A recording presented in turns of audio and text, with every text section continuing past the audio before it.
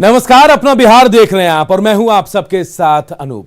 खबरों की शुरुआत करेंगे और बात सबसे पहले बिहार में शुरू हुए नए सियासत की। विधानसभा में विपक्ष की गुंडागर्दी के बाद सत्ता पक्ष और विपक्ष के बीच तकरार बढ़ता ही जा रहा है। जेडीयू समर्थकों ने आज तेजस्वी के स्कूल में एडमिशन के लिए स्कूल में आवेदन भी दिया है। तख्ती और बैनर तले जेडीयू समर्थक पटना के शेखपुरा स्थित राजकीय मध्य विद्यालय पहुंचे और स्कूल के प्रिंसिपल को आवेदन दिया है। जेडीयू समर्थकों का कहना है कि तेजस्वी यादव 9वीं फेल हैं और उन्हें आगे पढ़ाई की जरूरत है। बिहार सरकार की ओर से इन दिनों प्रवेश उत्सव कार्यक्रम चलाया जा रहा है, जिसमें बच्चों का नामांकन कराया जा रहा है। हालांकि स्कूल में एडमिशन कराने पर पहुंचे जेडीयू समर्थकों से प्रिंसिपल ने कहा कि पढ़ाई की कोई उम्र सीमा नहीं होती है। अगर तेजस्वी दाखिला लेना चाहेंगे तो उनके स्कूल में दाखिला दिया जाएगा। आपको बता दें कि जेडीयू समर्थकों ने जिस स्कूल में तेजस्वी की एडमिशन का आवेदन दिया है वहां 8वीं तक की पढ़ाई होती है। साथ में यहाँ मंद बुद्धि बच्चों के लिए स्पेशल क्लास भी लगती है। कराएंगे क्या? बिल्कुल, ये बिहार सरकार का एक विद्यालय प्रवेश उत्सव कार्यक्रम चलाया जा रहा है ताकि इसमें कोई बिहार के बच्चे शिक्षा से वंचित न रह जाएं। लेकिन हमें लगा ऐसा एक बिहार के जनता होने के नाते कि तेजस्वी यादव जी को कहूँ न कहूँ कुंडली में इनका शिक्षा का दोष जरूर रहा होगा, और कुंडली में तो दोष है ही, लेकिन हमको लगता है कि कहूँ न कहूँ इनके जो राजनीति में ये हैं, बिल्कुल हम लोग को उतना मालूम हम लोग को तो नहीं है, लेकिन राजनीतिक दोष भी इनका है। क्या है ना कि इनका मंद बुद्धि हो गया है, इनकी बौद्धिक क्षमता बढ़ाना बहुत जरूरी है। इसलिए हम लोग यहाँ इनको एडमिशन कराने के लिए लाया गया है कि इनका एडमिशन हो, और प्रिंसिपल साहब ने भी आश्वस्त कर दिया है कि मंद बुद्धि का एक क्लास चलती है, इनको मंद बुद्धि से अच्छा मतलब बौद्धिक शिक्षा मिल सके। और मंद बुद्धिक बच्चों के लिए स्पेशल क्लास के लिए जो जिला से निर्धारित टीचर वीक में मंथ में 4 बार 5 बार यहाँ आती है, विजिट करती हैं। ऐसे हमारे टीचर पढ़ने की तो कोई उम्र नहीं होती, और इनके अगर अभिभावक आते हैं एडमिशन कराना चाहते हैं तो किस कक्षा लायक हैं तो देख के किया जा सकता है। और शैलेंद्र हमारे सहयोगी इस खबर पर सीधे हमारे साथ जुड़े हुए हैं। शैलेंद्र, नई सियासत की शुरुआत बिहार में इस वक्त हो रही है। तेजस्वी को दाखिले की बात तो हो रही है, लेकिन कहीं ना कहीं ये निशाने पर यह कहा जा रहा है कि तेजस्वी को मंद बुद्धि क्लास में बिठाया जाए। आखिर किस दिशा में बिहार की सियासत जा रही है? बिल्कुल, देखिए अब दिशा साफ तौर पर दिखाई दे रहा है। जो विधानसभा में जो कुछ हुआ और उसके बाद जिस तरीके से सत्ता पक्ष और विपक्ष के बीच विरोध बढ़ता जा रहा है, तो अब मर्यादाएं कहीं न कहीं टूट चुकी हैं सियासत की। खास तौर पर सदन के अंदर जो कुछ हुआ, जो विपक्ष के द्वारा जो किया गया सदन के अंदर, उसके बाद कहीं न कहीं अब सियासत में, बिहार की सियासत में यदि हम लोग मर्यादा की बात करें तो वो कहीं न कहीं बेमानी होगी। हालांकि अभी भी देखिए आज जिस तरीके से विरोध का जो नया अनोखा तरीका है, जो जदयू के समर्थकों ने या जदयू के लोगों ने ही कहले अपनाया है, और वो लोग पहुंच गए पटना के बेली रोड स्थित शेखपुरा मध्य विद्यालय में, जहां वो तेजस्वी का नामांकन कराने पहुंचे थे। प्रवेश उत्सव चल रहा है स्कूलों में, और इसी दौरान उन्होंने कहा कि चूंकि तेजस्वी यादव 9वीं फेल है, इसलिए और उन्होंने पढ़ाई भी छोड़ दी है, लिहाजा वो आगे पढ़ें, अच्छा करें और अच्छा व्यवहार रखें, इसलिए वो चाहते हैं कि ये इनका यहाँ नामांकन कराया जाए। तो एक विरोध का देखिए एक तरीका है, विरोध का तरीका जरूर है, लेकिन ये सियासत जिस दिशा में जा रही है, कहीं ना कहीं अब जवाब या पलटवार भी जरूर मिलेगा। बहुत बहुत शुक्रिया आपका इस तमाम जानकारी के लिए शैलेंद्र। बिहार के कृषि मंत्री अमरेंद्र प्रताप सिंह ने तेजस्वी यादव के ट्वीट को लेकर उन पर निशाना साधा है। उन्होंने कहा कि तेजस्वी को क्या बोलना चाहिए इसका ज्ञान उन्हें नहीं है। ये तेजस्वी को क्या बोलना चाहिए ज्ञान नहीं है, और विपक्ष इतना ज्ञानी होगा, उसका नेता इतना ज्ञानी होगा, ये कल्पना भी संविधान की रचना करने वाले लोगों को नहीं होगी। तो अब उनके हर बात का जवाब देना भी मैं उचित नहीं समझता। बिहार विधानसभा में विपक्ष के आचरण पर बिहार सरकार के मंत्री शहनवाज हुसैन ने कहा कि विपक्ष ने सदन में मर्यादा का पालन नहीं किया और बिहार को बदनाम किया है। उन्होंने कहा आरजेडी हार के बाद हताशा में चली गई है। देखिए, पहली बार हुआ है कि किसी लोकतंत्र पर जितना बड़ा कुठाराघात विपक्ष ने यहाँ किया, कभी स्पीकर को कोई कैद करता है, स्पीकर को कब्जे में ले लेता है, पुलिस को जाना पड़ा, स्पीकर को रेस्क्यू करना पड़ा। क्या मर्यादा ऐसे होती? क्या चेयर का ऐसा अपमान किया जाता है? मुजफ्फरपुर के लोगों ने राजनीति में टूटती भाषाई मर्यादा पर चिंता जताई है। खासकर लोगों ने विधानसभा में नेता प्रतिपक्ष तेजस्वी यादव के आचरण पर सवाल उठाए हैं। इस तरह की राजनीति किसी भी रूप में शोभनीय नहीं है, चाहे वह कोई भी कर रहा हो, विपक्ष कर रहा हो या पक्ष कर रहा हो। और आज के डेट में तो देखा जा रहा है कि केवल भाषा ही में ही लोगों का संयम नहीं है, बल्कि विधानसभा में मारपीट तक हो रहा है। यह किसी भी रूप में जनता की हैसियत से हम उचित नहीं समझते। ऐसे शब्दों का प्रयोग दुर्भाग्यपूर्ण है और जिस तरह से अशिष्ट शब्दों का प्रयोग राजनीति में बढ़ती जा रही है वह कहीं से भी अच्छी चीज़ नहीं है।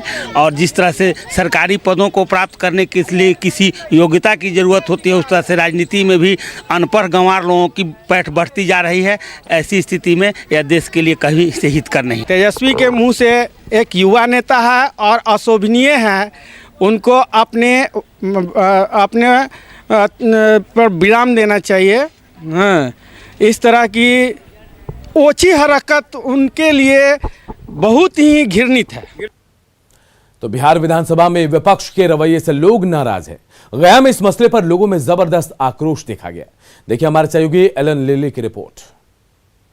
राजद अपना पुराना छवि को बरकरार रखे हुए है और वही अपना गुंडागर्दी की भाषा में लोग अपना लगे हुए हैं। बहुत ज़्यादा राजनीतिक लोग से उम्मीद नहीं रखना है, अब यही कल्चर अडॉप्ट कर लेना लोग, ये नहीं होना चाहिए, गलत बात है। उससे पहले तो बात इसके मूल में ये है कि आप जो चुनाव के समय टिकट देते हैं उसका व्यक्तित्व कैसा है उसका ख्याल करते नहीं हैं। हाँ, तो वो क्या करेगा? जो असामाजिक तत्व को टिकट दिया जाता है तो जा करके क्या दुर्गा पाठ करेगा कि हनुमान चालीसा पढ़ेगा? तो जिस तरह का परिदृश्य अभी 2-3 दिनों में विधानसभा में हमें देखने को मिला वो अति ही निंदनीय है। ये सब छवि देख के हमें राजनीति में आने का मन नहीं करता है। और अब बात पटना वालों को मिलने वाले सौगात की। तो आज पटना वासियों को आर ब्लॉक चौराहे से जीपीओ गोलंबर तक नए फ्लाईओवर का तोहफा मिलने जा रहा है। इस नए फ्लाईओवर का उद्घाटन आज सीएम नीतीश कुमार करेंगे। इस फ्लाईओवर के खुल जाने से कंकड़बाग, करबिघिया, बुद्ध मार्ग और एयरपोर्ट जाने वालों को राहत मिलेगी और साथ ही कंकड़बाग से गांधी मैदान या एयरपोर्ट की दूरी महज 10 मिनट में तय होगी। नए फ्लाईओवर का जायजा लिया हमारे सहयोगी रवि एस नारायण ने।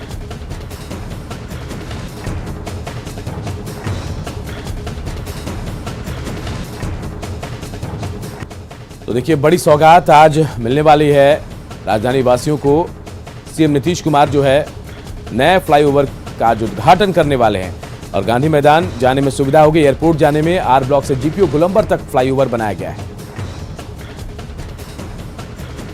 होली से ठीक पहले पटना वासियों को एक बड़ा तोहफा मिलने जा रहा है। आज जीपीओ गोलंबर से आर ब्लॉक चौराहे के बीच में नए फ्लाईओवर का उद्घाटन होना है और इसके बाद से यहां आज शाम जब मुख्यमंत्री नीतीश कुमार इसका उद्घाटन करेंगे उसके बाद यहां से लोगों की जो यातायात है, लोगों की जो गाड़ियां हैं यहां से चलनी शुरू हो जाएगी।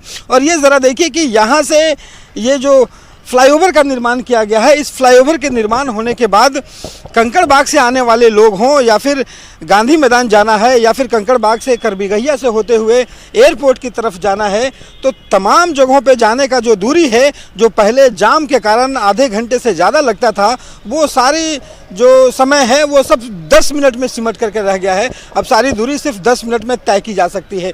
और यहाँ पे देखिए उद्घाटन के लिए तमाम जो यहाँ पे तैयारियां हैं वो लगभग पूरी हो गई हैं और यहाँ पे शाम के 4 बजे यहाँ पे मुख्यमंत्री नीतीश कुमार और तमाम डिप्टी सीएम से लेकर तमाम लोग जो रहेंगे यहाँ पे मौजूद रहेंगे और यहाँ पे उसकी तैयारियां कर ली गई हैं। और ये देखिए एक बड़ा सा होर्डिंग लगाया गया है बिहार राज्य पुल निर्माण निगम की तरफ से, जो कहती है कि हम विश्वास का सेतु बनाते हैं। तो पटना में लगातार जिस ढंग से यहाँ पे निर्माण हुए हैं फ्लाईओवर, उसी के बाद ये जो जीपीओ गोलंबर और आर ब्लॉक के बीच ये जो फ्लाईओवर का निर्माण हुआ है ये बड़ा राहत लेकर के आने वाला है। और निश्चित रूप से ये जो फ्लाईओवर जो बना है तो इसका जो कनेक्शन है, आप जैसे कहें कि मैं अभी काफ़ी लंबे रूट से चल कर आ रहा हूँ, क्योंकि आज इसका इनॉग्रेशन भी होना है, तो इसमें मेरा काफ़ी वक्त बर्बाद हुआ है। और अगर ये फ्लाईओवर बना हुआ होता तो काफ़ी कम वक्त में जो मैं यहाँ पहुँच सकते हैं कि होली में ये पटना वासियों को तोहफा मिला है। जी बिल्कुल बिल्कुल, इसके लिए बिहार की जो सरकार है वो बधाई का पात्र है और बहुत ज़्यादा राहत लेकर के आ रहा है। और हम लोग तो चूँकि ICICI में हैं तो मैं जानता हूँ कि कितना टाइम का वैल्यू है मैं समझ सकता हूँ। आज मॉर्निंग में बेटी को स्कूल छोड़ने गया और अभी जो है तो मेरे को ऑफिस जाना है या कभी उस एरिया में जाना है, तो यहाँ से डायरेक्ट जाइए सीधे कंकरबाग ब्रांच। अगर बोरिंग रोड में आपका ऑफिस है तो आप यहाँ से इन कीजिए और सीधे कंकरबाग, तो कितना टाइम सेविंग कितना ज़्यादा हो गया। तो ये देखिए जो लोग हैं वो गुजरने वाले कितने खुश हैं पटना वासी, को उन्हें पता है कि ये फ्लाईओवर जो जिसका उद्घाटन आज होगा पटना वासियों का समय काफ़ी बचेगा और लोगों में इसे लेकर के कितने खुशियां हैं ये देखी जा सकती है। कैमरा पर्सन अजय दुबे के साथ रवि एस नारायण, न्यूज़ 18 पटना। और देखिए ओवरब्रिज बनने से कैसे जाम से निजात मिलेगी ये भी समझ लेते हैं। तो पटना में 2019 तक कुल 17 लाख पंजीकृत वाहन बंद थे और करीब 10 लाख वाहन हर रोज पटना की सड़कों पर दौड़ते हैं। अन्य जिलों से भी यहां 1 से 2 लाख वाहन रोजाना आते हैं और शहर में इनके चलने से जाम की स्थिति बन जाती है। लेकिन ओवरब्रिज बनने से बाहर से गाड़ियां निकलेंगी और जिससे पटना को जाम से मुक्ति मिलेगी। यानी ये ओवरब्रिज जो है कहीं ना कहीं कह सकते हैं कि लोगों को जल्दी उनके गंतव्य तक पहुंचाएगा और पटना को जाम से निजात भी मिलेगी। बढ़ते आगे, बिहार विद्यालय परीक्षा समिति बीए से भी आज इंटरमीडिएट परीक्षा का रिजल्ट जारी कर सकता है। इस बार इंटरमीडिएट की परीक्षा में करीब 13.5 लाख परीक्षार्थी शामिल हुए। इनमें करीब 7 लाख छात्र और करीब 6.5 लाख छात्राएं हैं। परीक्षार्थियों की कॉपी के मूल्यांकन का काम पहले ही पूरा हो चुका है और साथ ही मार्कशीट बनाने का काम भी पूरा हो गया है। सूत्रों की माने तो टॉपर्स के वेरिफिकेशन का काम भी जारी है। बोर्ड के अध्यक्ष आनंद किशोर पूरी प्रक्रिया पर नजर बनाए हुए हैं।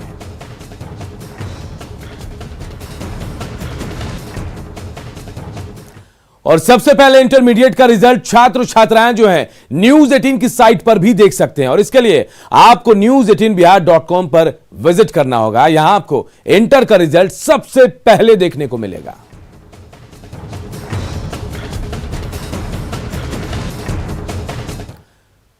इधर पटना के कंकड़बाग में ट्रक ने बाइक सवार दंपत्ति को कुचल दिया और इस दुर्घटना में महिला की मौके पर ही मौत हो गई, जबकि अस्पताल ले जाने के दौरान पति ने भी दम तोड़ दिया।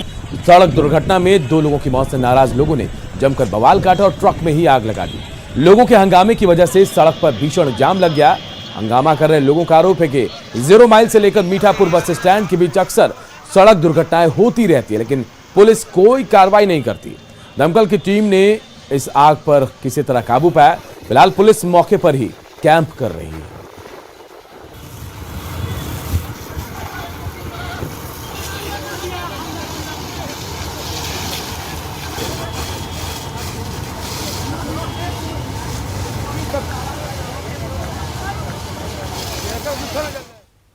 क्या बागीचे से अमरूद तोड़ने के लिए कोई शख्स किसी बच्चे का हाथ जला सकता है?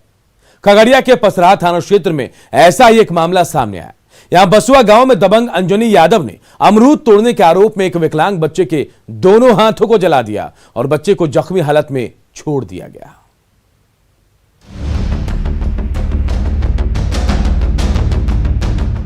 ऊपर वाले ने तो जबान छीन ही ली थी, धरती के जल्लादों ने दोनों हाथों से भी लाचार बना दिया।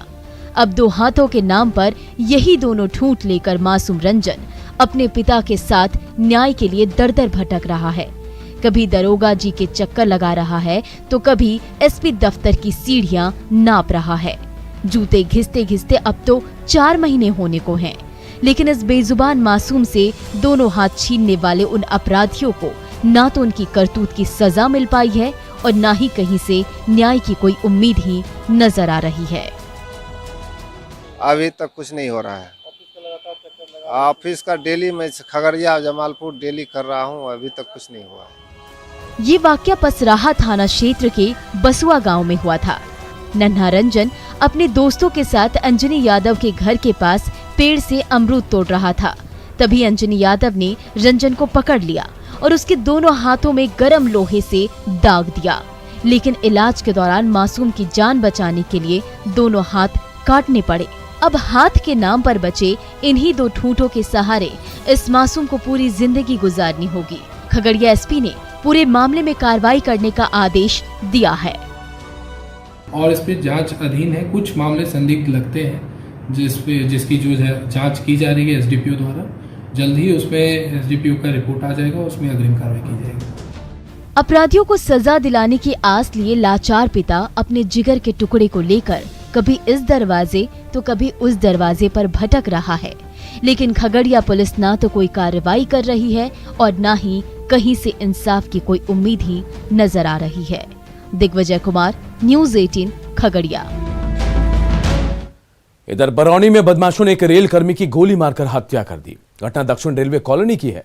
सतीश चौधरी रेलवे के बिजली विभाग में कार्यरत थे। जब सतीश चौधरी अपने क्वार्टर में सो रहे थे तभी बदमाशों ने उन्हें 2 गोली मार दी। उनका घर पटना के पचमहला में था। परिजनों की माने तो उनकी किसी से कोई दुश्मनी नहीं थी। पुलिस फिलहाल पूरे मामले की छानबीन कर रही है। यहाँ सब बरौनी में ड्यूटी करते थे पावर हाउस में, और ये लोग कहीं बाहर से आ रहे थे तो सोए हुए अवस्था में किसी ने अज्ञात आदमी आकर गोली मार दिया। इसको गोली मारा कॉलोनी में। रेलवे कर्मचारी थे, सतीश चौधरी इनका नाम था। अब क्या इसमें मैटर था अभी पूरा जानकारी नहीं है। इधर सहरसा में एक पति ने अपनी पत्नी को ही गोली मार दी। महिला को इलाज के लिए पीएमसीएच भेजा गया है। घटना सदर थाना के छपरा टोली की है। कुछ दिन पहले बैजनाथ शर्मा ने अपनी जमीन बेची थी। उन रुपयों से शराब पीने के लिए वो पत्नी से रुपए की मांग कर रहे थे। इनकार करने पर उन्होंने पत्नी को ही गोली मार दी। गोली मारने के बाद वो फरार हो गया। पुलिस आरोपी की तलाश में जुट गई। छपराटोल में जमीन है, जमीन बेच देते, बेच के ऐसे मतलब भरोसा पंचायत में छपराटोल को जमीन मिल गई 3 कट्ठा और पैसा जे बचले तो गाड़ी डाल के भाई से कुछ बचले तो कभी किसी घर तर बना तो उ करके नहीं पैसा ला हमरा और पैसा ऐसे मतलब नहीं दिल्के वह कारण दाल तो रुपये थे पैसा मांगे एक से पैसा ये दे मना कर लेके रात में गोली मार दी। तो अब बात बीसीएल यानी बिहार क्रिकेट लीग की, जो अपने अंतिम दौर में टूर्नामेंट पहुंच चुका है। 4 टीमों ने सेमीफाइनल में अपनी जगह पक्की कर ली है और लीग के बाद गया ग्लैडिएटर्स से सेमीफाइनल से बाहर हो गई है। दोनों सेमीफाइनल मैच जो है आज ही ऊर्जा स्टेडियम में खेले जाएंगे। पहला मैच दोपहर 2 बजे होगा, जबकि दूसरा मैच शाम 6 बजे से खेला जाएगा। कल टूर्नामेंट का फाइनल मैच खेला जाना है। तो ऊर्जा स्टेडियम में सेमीफाइनल मैच की तैयारियां जोरों पर है। स्टेडियम का जायजा लिया हमारे सहयोगी साकेत कुमार ने। बिहार क्रिकेट लीग का आज सेमीफाइनल मैच खेला जाना है। पटना के इसी ऊर्जा स्टेडियम में ये मैच होगा। आप देखिए यहाँ पर तैयारी चल रही है। आज 2 सेमीफाइनल मैच है जिसमें 4 टीमें आपस में भिड़ेंगी।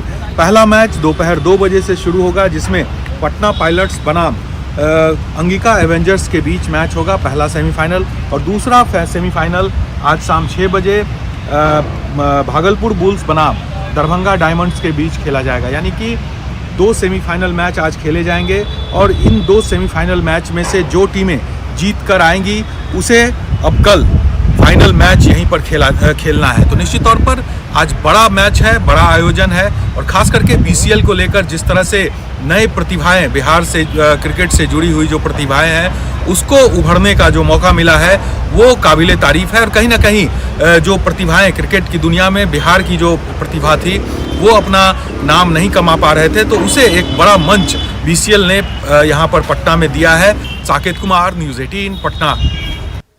तो देखिए 2 सेमीफाइनल मैच आज बीसीएल के खेले जाने वाले हैं और आज जो जीतेंगी वो कल भिड़ेंगी फाइनल के लिए। तो अब अंतिम दौर में बीसीएल का टूर्नामेंट है और कल जब फाइनल होगा उसके बाद तो यहाँ जो जीतेगी उसे प्राइज मिलेगा। साकेत हमारे सहयोगी हमारे साथ जुड़े हुए हैं। साकेत, कितनी तैयारी सेमीफाइनल की और कल फाइनल है, उससे पहले उत्साह चरम पर होगा? देखिए बिल्कुल, आज 2 सेमीफाइनल खेला जाना है। जो पहला 2 बजे से पहला आज 2 सेमीफाइनल खेला जाना है। जो पहला 2 बजे से पहला सेमीफाइनल खेला जाएगा उसकी तैयारी आपको हम दिखाते हैं। यहाँ पर देखिए हम मैदान पर मौजूद हैं यहाँ, और जो 2 टीमें हैं उनका प्रैक्टिस सेशन चल रहा है यहाँ पर, जिसमें एक पटना पायलट्स और दूसरा जो यहाँ पर खेलेगा वो अंगिका एवेंजर्स। ये दोनों के बीच पहला जो सेमीफाइनल है वो 2 बजे से खेला जाना है और फिर आज शाम 6 बजे से एक और सेमीफाइनल मैच खेला जाएगा जो भागलपुर बुल्स बनाम दरभंगा डायमंड्स के बीच खेला जाएगा। यानी कि 4 टीमें आज आपस में भिड़ेंगी यहाँ पर सेमीफाइनल में, और चारों टीमें जो हैं उनमें से जो 2 टीमें जीत कर आएंगी आज तो वो कल फाइनल खेलेगी। यहाँ पर फाइनल मैच कल का आयोजन कल शाम 4 बजे से किया गया है। तो पूरी तैयारी जो है वो चल रही है। जो सभी टीमें हैं वो देखिए आप मैदान पर किस तरह से पसीना बहा रहे हैं। पटना पायलट्स की भी टीम है और साथ ही साथ जो अंगिका एवेंजर्स की टीम है, वो दोनों टीमें अभी प्रैक्टिस कर रही है और 2 बजे से ये मैच शुरू होगा। 2 बजे अब बहुत समय नहीं बचा है। ऐसे में आपको हम दिखाएंगे, चूँकि दर्शकों को सीधे मैदान में एंट्री नहीं दी जा रही है, चूँकि कोविड को लेकर जो गाइडलाइन है उसको देखते हुए बहुत ज़्यादा संख्या में जो पब्लिक है वो नहीं यहाँ पहुँचते हैं। लेकिन बावजूद इसके जो टीमों के समर्थक हैं, कुछ संख्या में जिनको पास दिया जा रहा है, वो यहाँ पर जरूर पहुँच रहे हैं। तो एक बड़ा आयोजन है, खास करके बिहार के क्रिकेटर्स के लिए एक बड़ा मौका मिला है इस BCL के दौरान कि आखिर जो बिहार की प्रतिभाएं हैं वो किस तरह से आगे बढ़े, किस तरह से बिहार की प्रतिभाओं को निखारा जाए। उस कड़ी में जो BCL है वो एक अहम रोल अदा कर रही है। पहली बार इस तरह का आयोजन पटना में हुआ है और जिस तरह से जो बिहार की प्रतिभाएं हैं वो उभर कर सामने आ रही है, ये कह सकते हैं कि बिहार के क्रिकेट के लिए एक बड़ा कह सकते हैं कदम है और बिहार के क्रिकेटर्स इस टूर्नामेंट के जरिए अपना जौहर दिखा रहे हैं। तो पूरी तैयारी है। आज 2 सेमीफाइनल मैच है, पहला 2 बजे से और दूसरा 6 बजे से, और आज के बाद जो विनर टीमें होंगी उन 2 टीमों को कल फाइनल में अंतिम दौर पर है BCL और आज 2 सेमीफाइनल मैच है और दोनों में से जो टीमें जीतेंगे कल उनका फाइनल में मुकाबला होगा। बहुत बहुत शुक्रिया आपका इस तमाम जानकारी के लिए। इधर IPL के तर्ज पर छपरा में सारण प्रीमियर लीग का आयोजन किया जा रहा है और इस टूर्नामेंट के लिए बुधवार को स्थानीय खिलाड़ियों की नीलामी की गई। जन्नत विवाह भवन में नीलामी की प्रक्रिया पूरी की गई और इसमें स्थानीय खिलाड़ियों की बोली लगी। आयोजकों का कहना है कि इस तरह के टूर्नामेंट से स्थानीय खिलाड़ियों की प्रतिभा को निखारा जाएगा।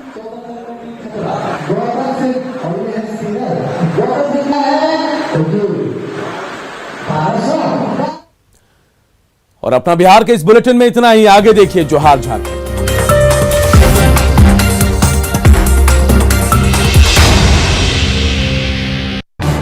इस न्यूज हेडलाइंस के प्रायोजक